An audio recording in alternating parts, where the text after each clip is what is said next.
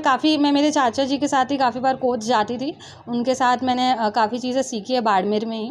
तो वहाँ से बहुत कुछ पता चलता था कि केसेस चल रहे हैं और काफ़ी उस समय भी महिलाएं जज रहती थी, तो बहुत प्रेरणा तब से ही मिल रही थी कि यहाँ पे भी एक फील्ड है जहाँ देख सकते हैं और जाना चाहिए। काफ़ी खुशी है इस बात की और घर वालों को भी देखा है कि काफ़ी खुश है, काफ़ी आनंदित है।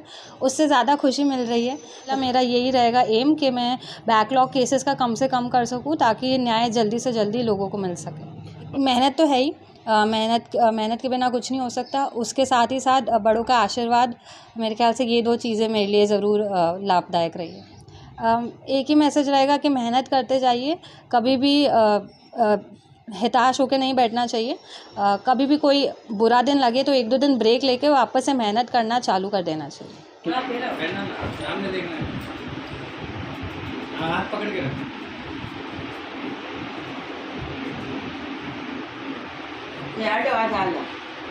छोड़ दे मम्मी को, छोड़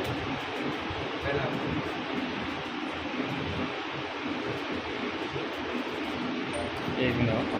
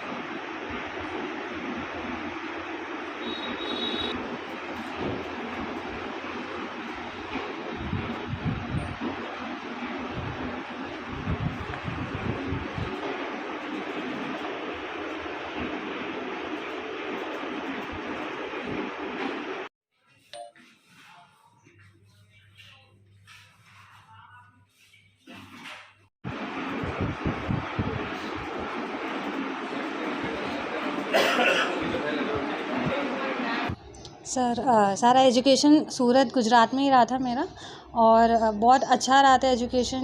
नॉर्मली सारी चीज़ें हुई थी। स्कूलिंग मैंने लूड्स कॉन्वेंट से की थी सूरत में और मेरा BCom LLB honours Gujarat university Surat में ही हुआ था। LLB में टॉप किया था आपने? जी सर। उसके बाद में आपने CS किया। CS एक अलग फील्ड, लॉ एक अलग फील्ड, फिर 2 धाराओं में एक साथ कैसे चले? सर CS में भी काफ़ी लॉ की चीज़ें ही आती है, तो मैंने सोचा कि साथ में ही कर लेना चाहिए, तो मेरे को ज़्यादा ज्ञान मिलेगा, लॉ का ओवरऑल नॉलेज, कॉम्प्रिहेंसिव नॉलेज मिल जाएगा। इसलिए मैंने साथ में ही करने का सोचा कि दोनों चीज़ साथ में ही हो जाएगी, अच्छा रहेगा। तो ये जो एग्ज़ाम हुई, एग्ज़ाम कब इंटरव्यू कब हुआ था? सर एग्ज़ाम मेरा 3 स्टेज में होता है, प्री, मेंस और इंटरव्यू। प्री हुआ था जून 2022 में और मेंस हुआ था जुलाई 2022 में। इंटरव्यू मेरा हुआ था अक्टूबर में। तो जिस वक्त अहमदाबाद हाई कोर्ट के अंदर इंटरव्यू हुआ था, क्या क्या चीज़ें थी जो पूछी गई आपसे?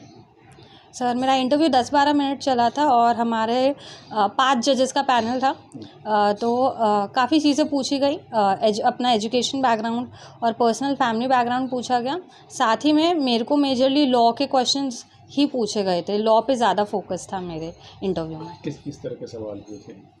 मेरे को प्रैक्टिस के रिलेटेड काफ़ी पूछे थे, जैसे 138 NIA के काफ़ी क्वेश्चंस पूछे गए थे मेरे को और मेरे को ट्रांसफ़र ऑफ प्रॉपर्टी एक्ट के और काफ़ी पर्सनल लॉज के भी क्वेश्चंस, जैसे हिंदू लॉ मुस्लिम लॉ के भी पूछे गए थे। जिस वक्त एजुकेशन आपका चल रहा था, उस वक्त टारगेट क्या था? क्या बनना है बड़ा होके? जब मेरा एजुकेशन चल रहा था, बिकॉज़ मेरा घर का बैकग्राउंड ही लॉ का है, तो हमेशा से यही था कि इसी फील्ड में, लॉ के फील्ड में ही आगे बढ़ना है, यही टारगेट रहा था। चौथी पीढ़ी है आपकी, जी। ठीक है, जो इस पेशे में है, लेकिन पहली आप बेटी हो बाड़मेर की जैन समाज की जो जज की कुर्सी पर बैठी थी, इस बात का कितना प्राउड फील हो रहा है? काफ़ी खुशी है इस बात की और घर वालों को भी देखा है कि काफ़ी खुश है, काफ़ी आनंदित है। उससे ज़्यादा खुशी मिल रही है कि वो लोग काफ़ी गर्वान महसूस कर रहे हैं, तो काफ़ी खुशी है। तो ये कब पता चला कि साहब आप पहली बिटिया हो जैन समाज की जो जज बनने जा रही हैं? ये मेरे को मेरे घर से ही बताया, मेरे दादाजी ने ही बताया कि पहले है। तो काफ़ी खुशी, उनको देख के भी काफ़ी खुशी हुई। जिस वक्त एजुकेशन आपका चल रहा था और जिस वक्त शुरुआत जो हुई थी, बीकॉम किया, फिर CS किया, फिर लॉ किया? नहीं सर, मेरा बीकॉम एलएलबी ऑनर्स 5 ईयर वाला था, अच्छा। तो वो साथ में ही था। और सीएस भी मैंने साथ में ही किया था, तो मैंने 5 साल में 3 डिग्री हो गई थी, सब साथ में थी। तो अब जैसे न्यायिक मजिस्ट्रेट आप बनोगे, ठीक है, उसके बाद क्या चीज़ें हैं जिन चीज़ों पे बहुत ज़्यादा आप ध्यान देना चाहोगे, या बहुत ज़्यादा जिन चीज़ों पे आपको गौर करना चाहिए?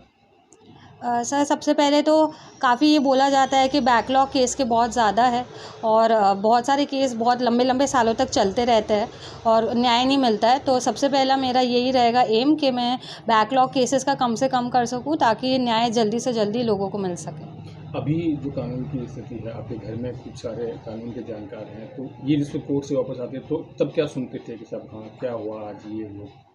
हाँ, मैं मेरे चाचा जी के साथ ही काफ़ी बार कोच जाती थी।